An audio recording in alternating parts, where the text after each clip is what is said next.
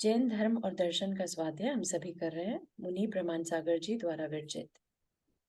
मंगलम भगवान वीरो मंगलम गौतम गणी मंगलम कुंद कुंदाद्यो जैन धर्मोस्तु मंगलम। नमो अरिहंताणम नमो सिद्धाणम नमो आयर्याणम नमो उवज्जायाणम नमो लोए सवसाहुणम। पंच परमेष्ठी भगवान की जय। Everybody do the 9 times Namokar mantra.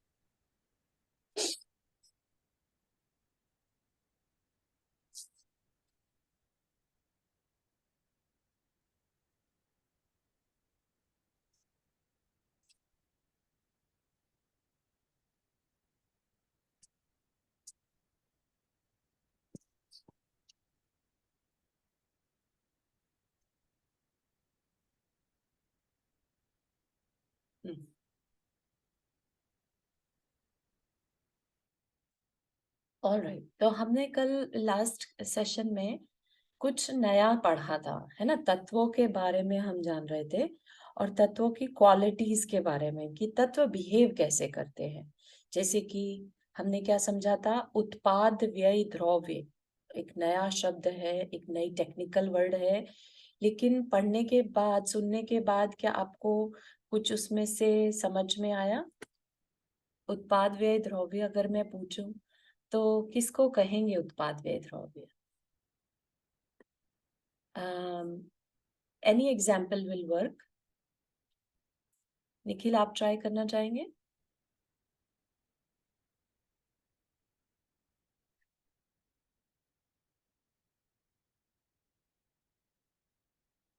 उत्पाद किसे कहेंगे? लेट्स से एक आम है ना। आम है, ग्रीन कलर का आम है, उसको हमने कुछ टाइम के लिए एक दबा कर रखते हैं ना, जैसे पकाने के लिए, तो वैसे रख दिया। कुछ दिन बाद उसको देखा तो वो येलो हो गया, राइट। तो इसमें उत्पाद किसे कहेंगे?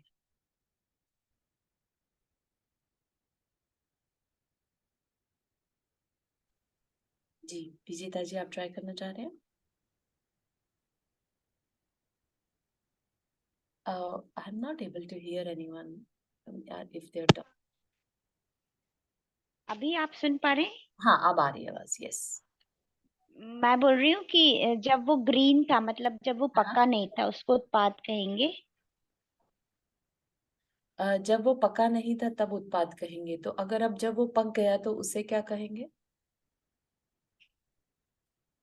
द्रव उत्पाद व्यय और द्रव्य, ये तीन चीजें वर्ड हमने सीखे थे, ठीक है।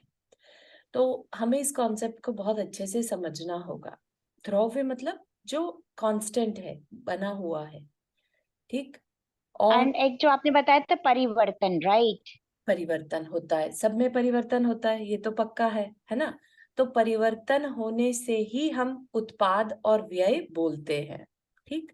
तो किसी चीज का व्यय होता है, व्यय मतलब पास्ट होता है, तभी फ्यूचर बनता है, नया बनता है कुछ, ठीक है ना। जैसे लोहा है, राइट। लोहे को हमने अगर एक पीतल मतलब बर्तन बनाना है उसका, राइट, अभी वो लोहे की सिर्फ एक बार है।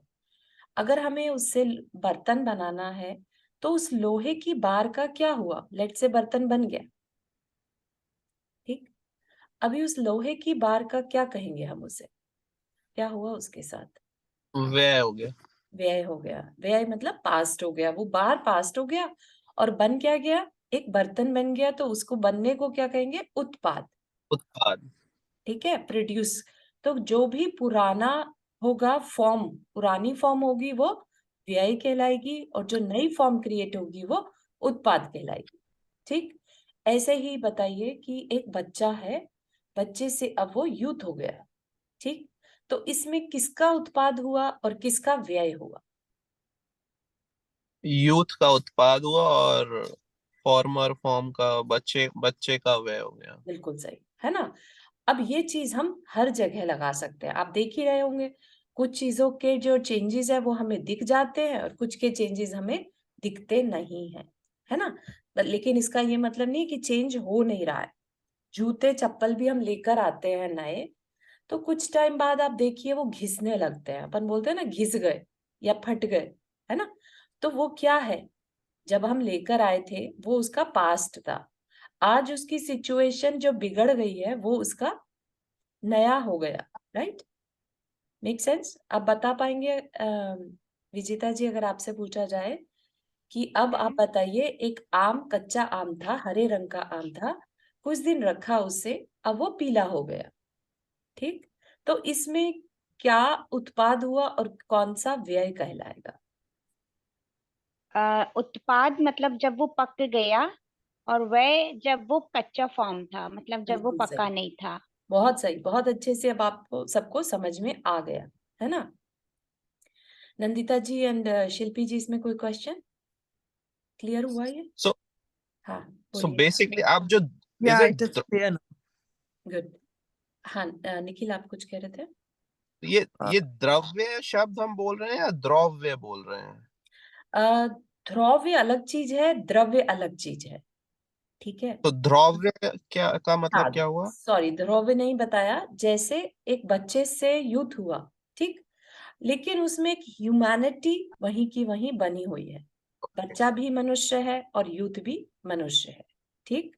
उसमें ऐसा तो नहीं कि ओके। वो ह्यूमन से कुछ और बन गया, हम्म। ठीक है ना। तो ह्यूमैनिटी उसके अंदर जो है, मनुष्यत्व, ठीक है। ऐसे ही आम जो था वो पहले ग्रीन था, अब येलो हो गया, तो उसके अंदर आमपना जो है वो वैसा का वैसा ही है, वो अभी भी आम ही है, ठीक। तो जो एक स्थिरता है जो उसके अंदर, वो उसका द्रव्यपना है, ठीक है। चप्पल भी है, जैसे हम नई लेके आए, पुरानी हो गई, लेकिन उसके अंदर जो उसका फॉर्म था चप्पल पना, राइट, वो ऐसा तो नहीं कि चप्पल से अब कुछ और बन गया हो, राइट। तो जो उसकी एक आइडेंटिटी है वो उसके अंदर वैसी की वैसी बनी रहती है, जिससे कि वो पहचाना जाता है। इवन दो लोहा, इवन लोहा, राइट, लोहे की स्लैब थी, अब लोहे का बर्तन बन गया, लेकिन उसका लोहत्व, राइट, लोहापना वही का वही है। तो वो जो वही का वही है वो क्या कहलाएगा? द्रव। सिर्फ ऊपर की फॉर्म्स चेंज हो रही हैं, उसको हम टेक्निकल लैंग्वेज में पर्याय बोलते हैं, ठीक है। पर्याय वर्ड याद रहेगा, पर्याय बहुत सुना भी होगा किसी किसी ने। तो पर्याय हम बेसिकली उत्पाद और व्यय के लिए बोलेंगे। बहुत सही, बहुत ही सही। और उत्पाद व्यय पर्याय हो गई, और द्रव्य क्या हो गया? द्रव, द्रव्य। ठीक है ना। Okay. हाँ, द्रव्य क्या चीज हो गई? द्रव्य। द्रव्य हमेशा बना रहता है अपनी कुछ आइडेंटिटी लिए हुए, है ना। लोहा है, जैसे उसकी खुद की कुछ आइडेंटिटी है, काला रंग है उसका, उसकी एक केमिकल बॉन्डिंग सी है उसके अंदर, राइट। ऐसे ही हम उसकी, सोना है, सोने को कैसे पहचानते हैं? तो उसका जो स्वर्णत्व है वो द्रव्य है, जो हमेशा बना रहता है ना। और उसके सिर्फ फॉर्म बदलते हैं, कभी उसको कड़ा कंगन बना दिया, कभी उसको गले का बना दिया, ये सब जो चलता रहता है ये उसका उत्पाद व्यय हो गया, ठीक है। अभी मान सकते हैं क्लियर हो गया? कभी भी पूछो उत्पाद व्यय द्रव्य तो बता पाएंगे। जी। I want to ask where and utpad are पर्याय करेक्ट, and द्रव is द्रव्य. बिल्कुल सही, बिल्कुल सही है। Okay. हाँ, है ना।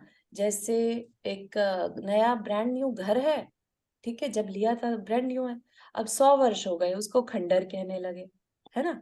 तो इसमें उत्पाद और व्यय घर का हुआ, लेकिन घर घर ही है, ठीक है ना। आप उसे फिर भी यही कहेंगे कि ये घर है, ठीक है। इसी तरह Okay. से सिर्फ उसकी जो फॉर्म चेंजेस हो रही है, फॉर्म का ही दूसरा नाम पर्याय है। फॉर्म इंग्लिश में बोल देते हैं अपन, और हिंदी में बोलेंगे तो पर्याय, ठीक है। क्लियर है यहाँ तक? क्योंकि ये द्रव्य के बारे में हम जान रहे हैं ना, तो हमें पता रहना चाहिए कि जिस किसी, क्योंकि हमें क्या दिखाई देता है, हमें तो बाहर से उस वस्तु की फॉर्म्स ही दिखाई देती है, तो फॉर्म्स के पीछे, फॉर्म्स में द्रव्य को ढूंढना आना चाहिए हमें, हमने एक पर्सन को देखा तो हमें उसकी फॉर्म दिखाई दे रही है, स्त्री है, पुरुष है, या बच्चा है, बड़ा है ना, ये सब हमें दिख रहा है, लेकिन उसके अंदर जो जीवत्वपना है, वो जीव है, ठीक है ना। तो वो हमें पहचानने के तरीके बताए जा रहे हैं कि ऐसे तो हम द्रव्य को देख नहीं पाएंगे, राइट, हम तो उसकी फॉर्म से ही उसको पहचान पाते हैं, ठीक है। तो उसके द्रव्यपने को देखने की दृष्टि दी जा रही है कि उसके पीछे जो एक चीज बनी चली जा रही है, कंटिन्यूअस बना हुआ है उसका ह्यूमैनिटी, या उसके अंदर एक लाइफ फॉर्म को देख नहीं सकते, लेकिन लाइफ फॉर्म बनी हुई है। हर एक चींटी में भी देखिएगा लाइफ फॉर्म बनी हुई है। एक हाथी छोटा बच्चा है, हाथी बड़ा हो गया, लेकिन उसके अंदर एक लाइफ बनी हुई है, ठीक है। तो ये जो बना हुआ है वो द्रव, ठीक। अब एक और चीज बता दी, नित्य और अनित्यात्मकता, ठीक है। अभी जैसे कहने को तो बता दिया ऑलरेडी, जो एक कंटिन्यूटी बनी हुई है वो नित्य है, और अनित्य क्या हो गया, उसकी पर्याय अनित्य हो जाता है, ठीक है। क्योंकि पीला रंग का हरे रंग का आम था, अब पीला हो गया, ठीक। तो पीला जब एंड हो गया उसका, राइट, तो उसको क्या कहेंगे, वेरी टेम्परेरी, अनित्य है। ऐसे ही ह्यूमन बीइंग के लिए भी, राइट, उसने शरीर डिफरेंट डिफरेंट जरूर लिए, लेकिन उसमें कुछ नित्यता है, आत्मा की अपेक्षा नित्य है और शरीर की अपेक्षा अनित्य है, ठीक है। तो ये भी उसका गुण है। द्रव्य के अंदर जो चेंजेस हो रहे हैं वो अनित्य है। अनित्य मतलब टेम्परेरी, नित्य मतलब परमानेंट, ठीक। तो द्रव्य जो है वो अपने आप में परमानेंट है, वो हमेशा बना रहने वाला है, उसको कोई खत्म नहीं कर सकता। जैसे कहते हैं ना, आत्मा अजर अमर है ना, उसका क्या मतलब है, अमर है मतलब कभी खत्म नहीं होने वाली, ठीक। जो कभी खत्म नहीं होता उसे कह सकते हैं हम नित्य है। Make So sense? that means Atma is Nitya, correct, आत्मा नित्य है और शरीर Anitya है। अनित्य, क्योंकि शरीर Okay. अपनी एक सर्टेन एज लेके आते हैं, वो शरीर खत्म हो जाता है, दूसरा शरीर ले लेते हैं, है ना। तो इस तरह से हमें द्रव्य के जो क्वालिटीज हैं वो समझने में आ रही हैं, तो हम अब क्लैरिटी के साथ अपने आप को देख पाएंगे, ठीक है, कि हम कौन हैं। जब हम अपने आप को आत्मा की दृष्टि से देखते हैं, आत्मा की फॉर्म में देखते हैं, तो हमें लगता है हम नित्य है, हमें क्यों डरना किसी चीज से, है ना। और जब हम अपने आप को अनित्य देखते हैं तो हमारा सारे मोह जाग जाते हैं, हमें सारे भय, हमारे सारे जितने भी अटैचमेंट्स हैं, सारे हमें एकदम ऐसे लगने लगते हैं ये हमारा है, ये छूट रहा है ना। तो जब हम जिस फॉर्म में रहते हैं, जिस तरह की हमारे पर्सपेक्टिव होता है, हम उसी तरह की सोच करने लगते हैं, राइट। तो अब थोड़ा सा पढ़ते हैं। प्रति क्षण परिवर्तित होते रहने के कारण द्रव्य अनित्य है, और परिवर्तित होते रहने के बाद भी वह अपने मूल में अपरिवर्तित है, अतः द्रव्य नित्य भी है, ठीक है। तो जो परिवर्तन हो रहा है वो पर्यायों का हो रहा है, बाहर की फॉर्म्स का हो रहा है, तो उस अपेक्षा से अनित्य है। और जो फिक्स्ड है, राइट, जिसमें कि कोई चेंजेस नहीं हो रहे हैं, वो द्रव्य नित्य भी है, ठीक। तो हमेशा अपन जब भी जैन शास्त्र पर समझेंगे, हमेशा भी लगाते हैं, ही नहीं लगाते, है ना। क्योंकि कोई भी चीज कभी खाली ही नहीं होती, हमेशा हर चीज का एक डिफरेंट पर्सपेक्टिव होता है। इसलिए जैन दर्शन में द्रव्य को नित्यात्मक कहा गया है, नित्य अनित्यात्मक, ठीक है ना, नित्य भी है और अनित्य भी है।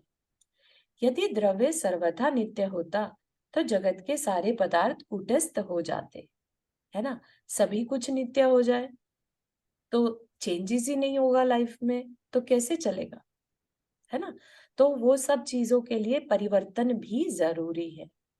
क्या कह रहे हैं, अगर सब कुछ नित्य हो जाता तो नदियां न बह पाती, पेड़ों के पत्ते नहीं हिल पाते। हिलना भी तो एक परिवर्तन ही है ना, पानी का बहना एक परिवर्तन है, और बालक बालक ही रहता, वह युवा ना हो पाता, युवा युवा ही रहता, वह वृद्ध नहीं हो पाता। लेकिन परिवर्तन प्रकृति का नियम है, क्योंकि आप आगे पढ़ेंगे, काल द्रव्य एक चीज होती है, काल समय है ना, वो निरंतर चेंज हो रहा है और उसके साथ द्रव्य परिवर्तन होता है। द्रव्य की परिवर्तनशीलता उसका एक गुण है। ठीक, जो जैसा है वह वैसा ही रहता। यदि पदार्थ अनित्य ही होता, अब अगर कुछ फिक्स्ड ही नहीं है, सब कुछ ही अनित्य है, तो प्रति क्षण बदलाव होते रहने के कारण हम एक दूसरे को पहचान ही नहीं पाते, है ना। सब कुछ बदल ही बदल रहा है, तो फिर हम रिकॉग्नाइज कैसे करेंगे कि ये ह्यूमन है, कि ये गोल्ड है, कि ये लोहा है ना। पता चला लोहा सोना बन गया, सोना लोहा बन गया, मनुष्य जानवर बन गया, जानवर नारकी बन गया, ये भी नहीं पॉसिबल। तो कहीं ना कहीं नित्य भी है ना। प्रत्येक क्षण होने वाले परिवर्तन की इस दौड़ में किसी ना किसी से परिचय ही नहीं हो पाता। ऐसी स्थिति में न तो हमें कोई स्मृति होती, स्मृति मतलब मेमोरी, हम किसको याद रखें कि ये है ना, वो घर हम देख के आए थे वो अभी भी है ना। तो ये स्मृति है। स्मृति कैसे बन पाती है, कोई चीज वहां टिकती है तब, ठीक है ना।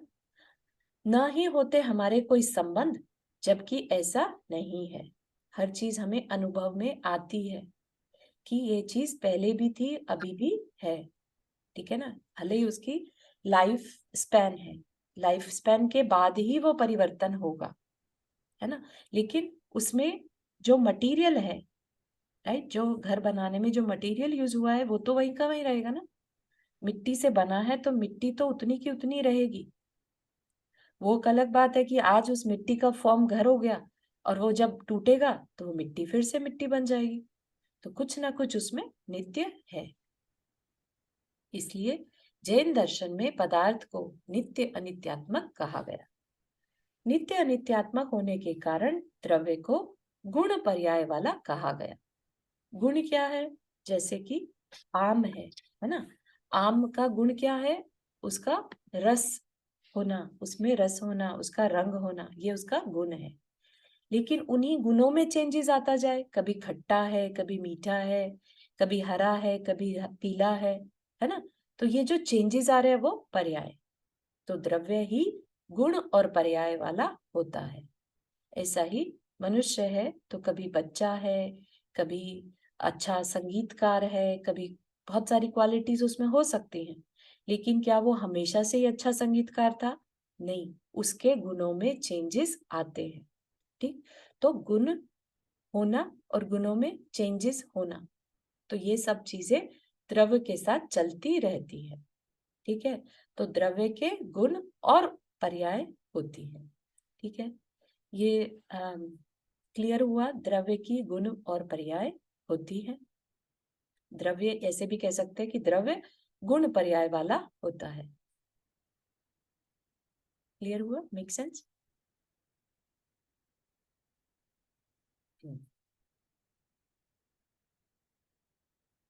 उसकी अवस्थाएं पर्याय बदलती रहती हैं, लेकिन उसका गुण कभी नहीं बदलता, नष्ट नहीं होता। गुण गुण ही रहता है, जैसे उसका अस्तित्वपना वो है ना।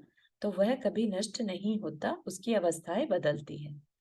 पदार्थ अनेक गुणों का समूह है, उसमें होने वाला परिवर्तन ही पर्याय है। जैसे कि अभी बताया था, आम का एग्जाम्पल लिया था, राइट।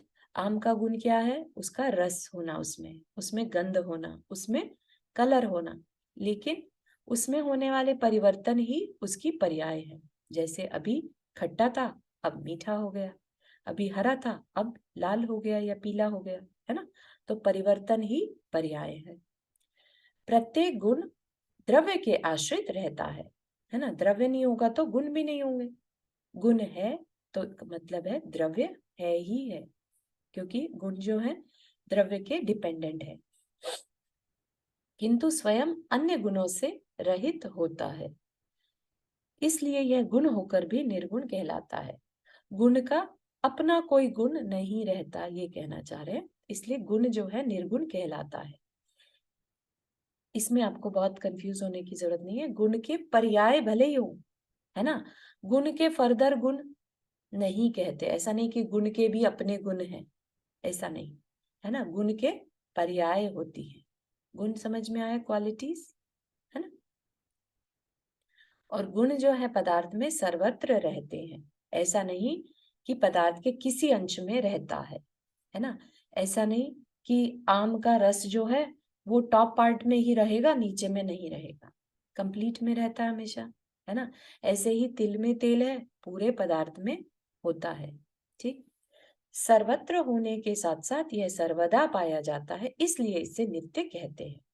गुण हमेशा रहेंगे, चाहे एक आम सड़ भी जाए तब भी उसका सड़ना, उसका कसैला स्वभाव भी उसका गुण ही है ना। उसका टेस्ट है जैसा भी है, चाहे कड़वा है, काला हो गया, है ना, तब भी वो उसका गुण ही कहलाएगा।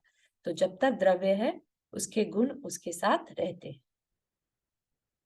पर्याय क्षण क्षयी होती हैं, क्षण क्षण में खत्म होती रहती हैं।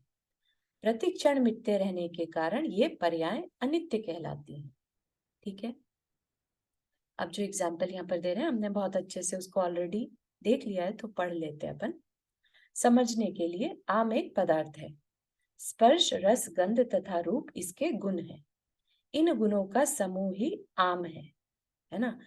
आप आम की पहचान कैसे करते हैं? आम का टेस्ट आपको ध्यान है, आम की गंध आपको ध्यान है, आपका रंग, उसका शेप आपको ध्यान है, उससे आप उसकी पहचान करते हैं। तो गुणों का समूह ही आम है।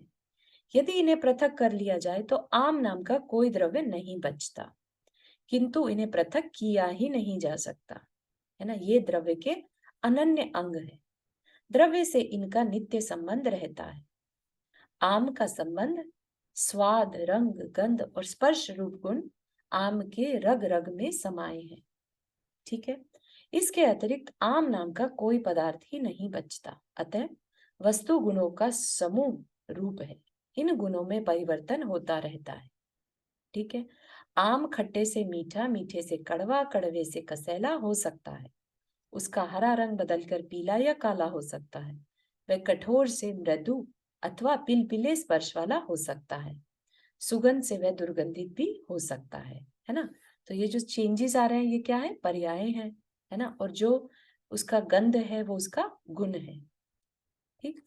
ये सब पूर्वोक्त 4 गुणों की अवस्थाएं हैं, किंतु गुणों में परस्पर कोई परिवर्तन नहीं होता। उनका रंग बदलकर रस नहीं होता, रस बदलकर रंग नहीं बन सकता। उसी तरह गंध और स्पर्श भी अपने मूल रूप में नहीं बदलते, है ना। रस बदलकर रंग नहीं बन जाएगा और रंग बदलकर रूप नहीं हो सकता, ठीक। गुण त्रैकालिक होते हैं, यही गुणों की नित्यता है। पर्यायों में परिवर्तन होते रहने के कारण उन्हें अनित्य कहते हैं। इस प्रकार गुण भी सत, यानी गुण सत, सत मतलब यहाँ पर अस्तित्व, उसका एग्जिस्टेंस, ठीक। तो गुण भी सत, द्रव्य की तरह नित्य अनित्यात्मक होते हैं। चूंकि सत, सत यानी द्रव्य या जो एग्जिस्टेंस में है, राइट, जिसका एग्जिस्टेंस है उसको सत कहेंगे, नित्य अनित्यात्मक है, इसलिए उसे उत्पाद व द्रव्य लक्षण वाला कहा गया है। गुण में उत्पाद व द्रव्य कैसे लगाएंगे? आम का जो रंग गुण है ना, उसमें अगर हमें उत्पाद व द्रव्य लगाना हो तो कैसे लगाएंगे? समझिए कि वो पहले ग्रीन था फिर येलो हुआ, बहुत सुंदर, तो ये चेंजेस आए उसके अंदर, उत्पाद और व्यय हो गया, है ना। उत्पाद और व्यय हो गया उसका। हाँ, और द्रव्यता क्या रही इसमें? द्रव्यता उसकी आम इटसेल्फ। आम नहीं, यहाँ पर उसके गुण की बात करें तो अगर हम उसके गुण के अंदर भी तो देखें, गुण, उसका रस जो है वो वही का वही रहा, है ना। वो रस वही का, बना, वही का यस। वही रह गया, बहुत सुंदर। तो इस तरह से गुण में भी उत्पाद व द्रव्य होता है, ठीक है।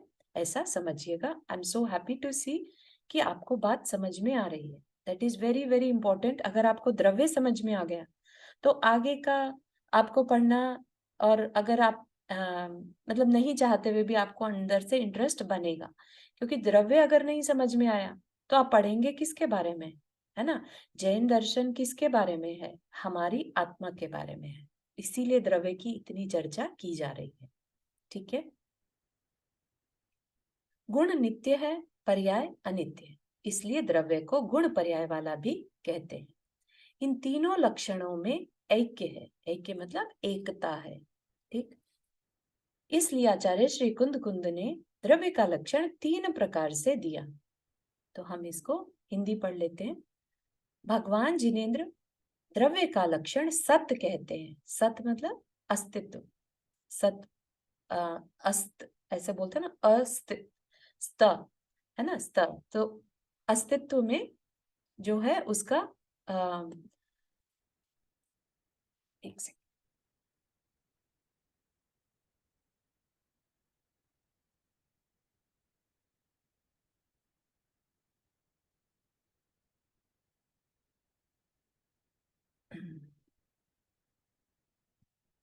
ठीक है। तो उसका सत मतलब एग्जिस्टेंस। ठीक है।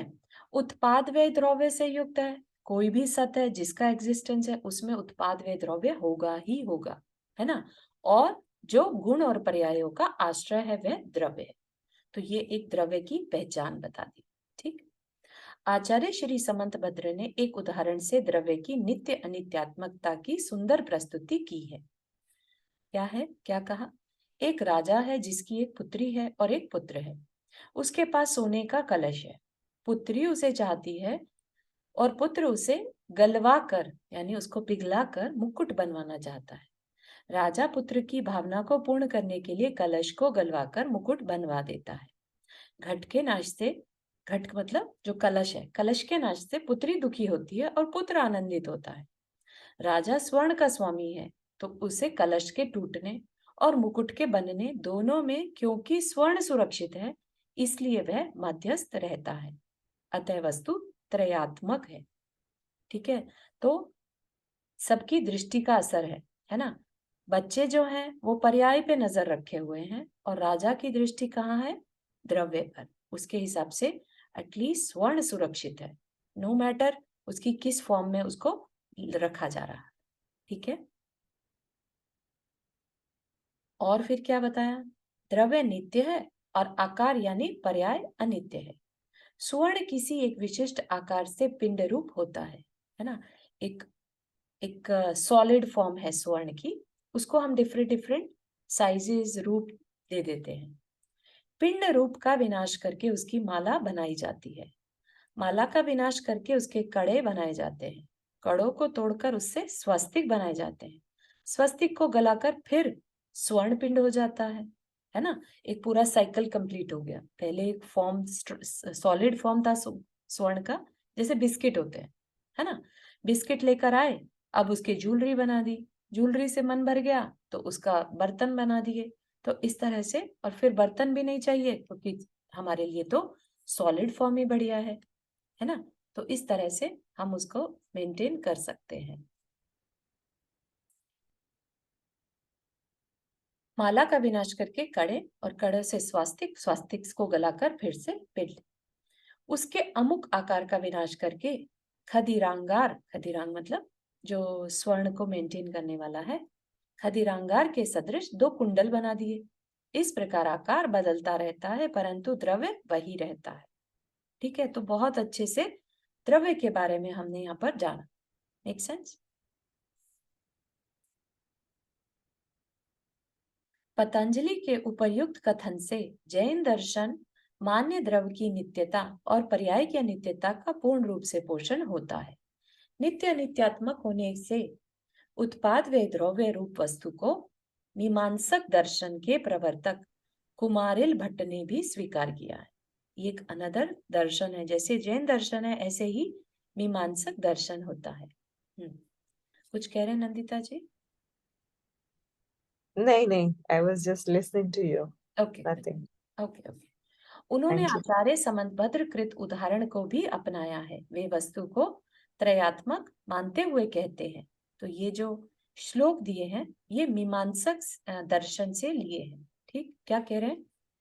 स्वर्ण के प्याले को तोड़कर जब माला बनाई गई जाती है तब प्याले के इच्छुक मनुष्य को दुख होता है और माला के इच्छुक मनुष्य आनंदित होता है, किंतु स्वर्ण के इच्छुक मनुष्य को न हर्ष होता है और न शोक होता है। अतः वस्तु त्रयात्मक है, 3 रूपों में है। ठीक, एक जिसका कि कोई खत्म हो रही है पर्याय या उसका रूप खत्म हो रहा है, और एक जो नया बन रहा है, और एक जो कंटिन्यूअस उसमें बना हुआ है।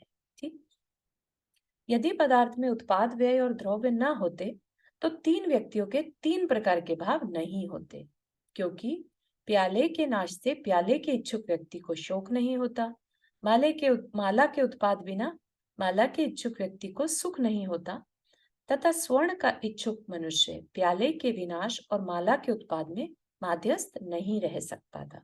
अतः वस्तु सामान्य से नित्य है और विशेष से अनित्य। ठीक है, और आगे क्या कह रहे हैं?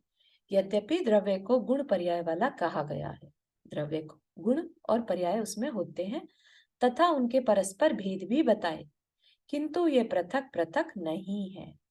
गुण जो है द्रव्य के बिना कुछ नहीं है, और पर्याय किनकी होती है? गुणों की ही होती है। तो इनको ऐसा नहीं कर सकते बिल्कुल सेपरेट कर, पृथक पृथक नहीं कर सकते, है ना। अपितु तीनों एक रस रूप है, एक सत्तात्मक है। पर्याय से रहित गुण और द्रव्य तथा द्रव्य से रहित, द्रव्य और गुण से रहित कोई पर्याय नहीं होती। तीनों की संयुक्ति से ही द्रव्य है। जैसे स्वर्ण अपने पीतत्व आदि गुण, पीलापना जो है स्वर्ण का, वो उसका गुण है। आप कितना भी उसे कलर में डुबा दें, है ना, कितनी भी उसके ऊपर पॉलिश कर दें, जब वो पॉलिश हटेगी तो उसका पीलापन आएगा ही आएगा। तो ये स्वर्ण का पीलापन आप उससे दूर नहीं कर सकते, है ना। तो इसी तरह से पर्याय को द्रव्य और गुण से अपृथक कहा गया है। पर्याय से रहित कोई द्रव्य नहीं और द्रव्य से रहित कोई पर्याय नहीं, दोनों अनन्यभूत हैं, ऐसा जिनेंद्र कहते हैं। वस्तुतः पदार्थ गुण और पर्यायों का अपृथक गुच्छ है, गुच्छ मतलब समूह है। ठीक है, तो ये एक और पैराग्राफ कर लेते हैं and then will take the question. ठीक, गुण और पर्याय। गुण पदार्थ में रहने वाले उस अंग का नाम है जो उसमें सर्वदा रहता है तथा सर्वांश में व्याप्त होने के कारण सर्वत्र भी रहता है। सर्वत्र मतलब उस द्रव्य में सर्वत्र रहता है। उसी वजह से हम जब कहते हैं ना कि आत्मा कहाँ है, पूरे शरीर में फैली हुई है। ठीक है, जैसे पूर्वोक्त उदाहरण में दिए गए आम में रहने वाले उसके स्पर्श आदि गुण उसमें सदा रहते हैं तथा सर्वांश में व्याप्त है। पूरे आम का जो इतना भी पार्ट है सब में व्याप्त है। गुणों में होने वाले परिवर्तन को पर्याय कहते हैं। गुण पदार्थ में सदा रहते हैं, इसलिए इन्हें सहभावी या सहवर्ती भी कहते हैं। ठीक है, सहभावी या सहवर्ती जैसे एक साथ मिलकर रहना। तथा पर्याय क्षण क्षयी होती हैं, बार बार बदलती रहती हैं, ये तात्कालिक ही होती हैं। पर्याय कभी परमानेंट नहीं होती, एक काल में एक ही होती है। तो हर काल की पर्याय होती हैं। जैसे एक बच्चा है तो ऐसा नहीं कि वो एकदम से बूढ़ा हो जाता है, हर समय वो बूढ़ेपने की तरफ बढ़ रहा है, चेंजेस आ रहे हैं, है ना। इस वजह से क्रम में आने के कारण इन्हें क्रमवर्ती या क्रमभावी भी कहते हैं।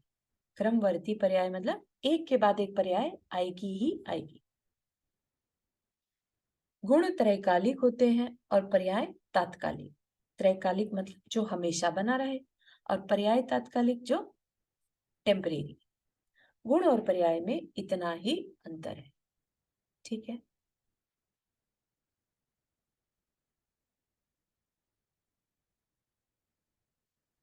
यहां तक की बात समझ में आए?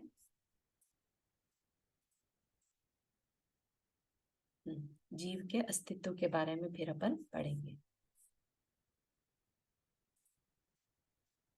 यहाँ तक के किसी को कोई question? I just have to go actually 8:45 today, तो इसलिए पूछ रही, आई एम जस्ट। और अगर नहीं है तो एक बार हाँ, सत का मतलब समझाएंगे? सत मतलब एग्जिस्टेंस, उसका होना, है ना। कोई वस्तु है तो हम उसको कह सकते हैं इसका अस्तित्व है ना। जैसे इवन एक टेबल है, कंप्यूटर है, फोन है, हर एक का अपना एक अस्तित्व है। ठीक है ना। आप उसको ये नहीं कह सकते ये फोन नहीं है यहाँ पर, ठीक है ना। हम उसकी एग्जिस्टेंस के कारण ही उसको पहचानते हैं, ठीक है। तो सत्य होना मतलब उसका एक अपना फॉर्म है, अस्तित्व है, एग्जिस्टिंग एंड उसकी एक वो एग्जिस्ट करता है, ठीक है, ये सत्य है। असत मतलब वो एग्जिस्ट ही नहीं करता। जैसे कि हम बोलते हैं ना कि गधे के सिर पे सींग, वो कभी एग्जिस्ट ही नहीं करते, ठीक। और ये जो गंध, स्पर्श, ये सब थे, ये द्रव्य के हाँ, पर्याय थे, गुण कहे जाएंगे। गुण कहे जाएंगे। गुणों में जो चेंजेस होते हैं वो पर्याय कहलाएंगे, ठीक है। तो अगर और कोई क्वेश्चन है तो ये पैराग्राफ फिनिश कर देते हैं, है ना, ताकि हम नया चैप्टर फिर शुरू कर सके। पर्याय के भेद। पर्याय दो प्रकार की होती हैं, द्रव्य पर्याय और गुण पर्याय, अथवा व्यंजन पर्याय और अर्थ पर्याय, ठीक है। ये टेक्निकल वर्ड आ गए, व्यंजन पर्याय, अर्थ पर्याय, है ना। तो क्या कहना चाह रहे हैं, बेसिकली कुछ पर्याय या कुछ चेंजेस ऐसे हैं जिनको हम क्लियरली देख पाते हैं, और कुछ चेंजेस ऐसे हैं जो बहुत माइन्यूट लेवल पर हो रहे हैं, ठीक है। तो उस अपेक्षा से बता रहे हैं। दोनों शुद्ध और अशुद्ध के भेद से दो प्रकार की होती है। एक गुण की एक समय पर वर्ती पर्याय को गुण पर्याय कहते हैं। मतलब कि अभी जो आपको बताया ना, एक समय में जो चेंजेस, समय इज अ लाइक एक सेकंड का भी असंख्यातवां भाग, इतना छोटा टाइम जो होता है वो समय कहलाता है। तो एक समयवर्ती पर्याय को क्या कहेंगे, गुण पर्याय कहते हैं।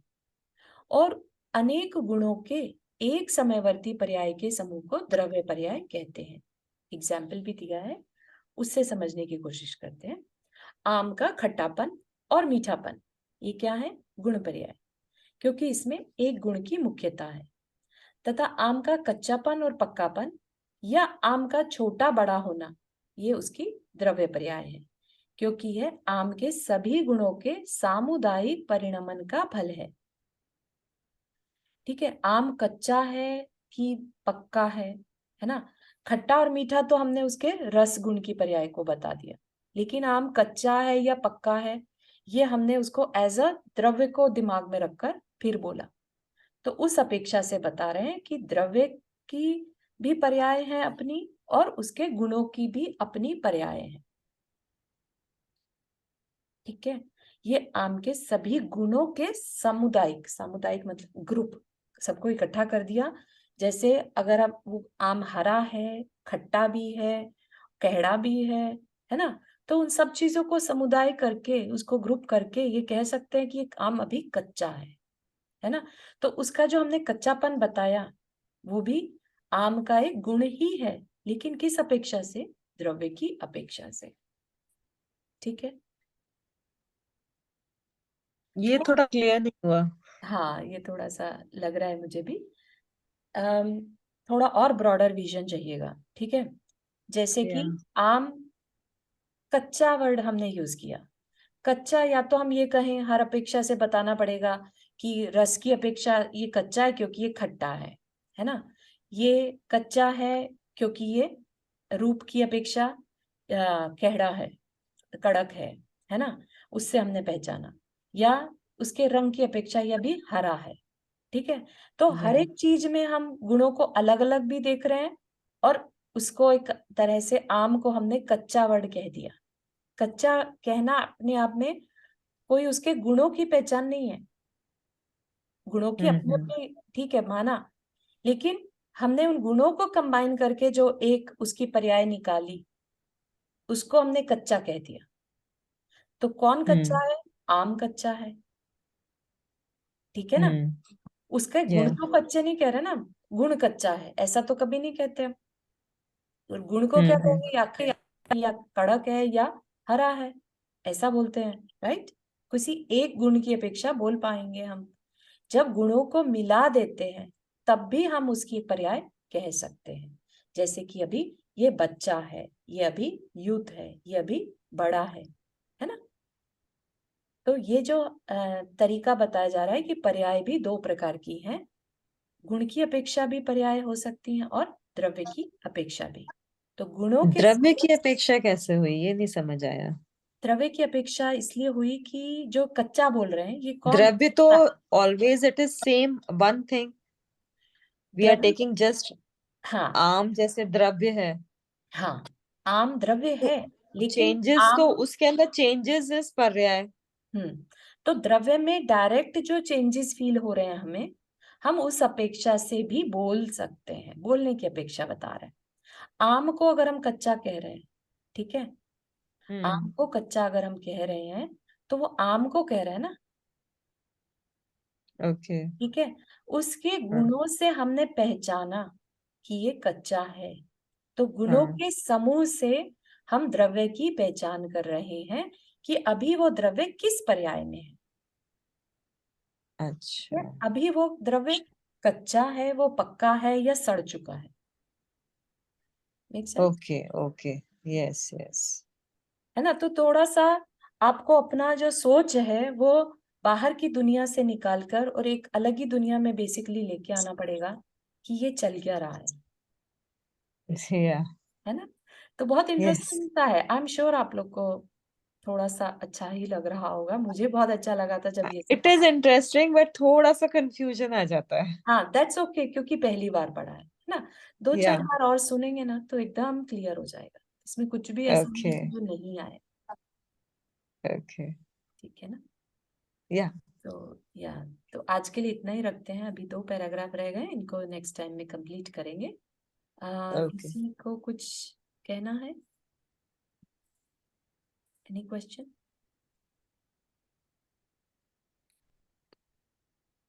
आज के लिए इतना ही रखते हैं, फिर 8:45 पे I am suppose to leave anyways. Jinvani स्तुति करते हैं। जावाणी के ज्ञान से सूझे लोकालोक, सोवाणी मस्तक धरो सदा तेत हो दोक। हे जिनवाणी भारती तो ही जपो दिन रहन, जो तेरा शरणा गहे सो पावे सुख चैन। 9 टाइम्स नमो करना।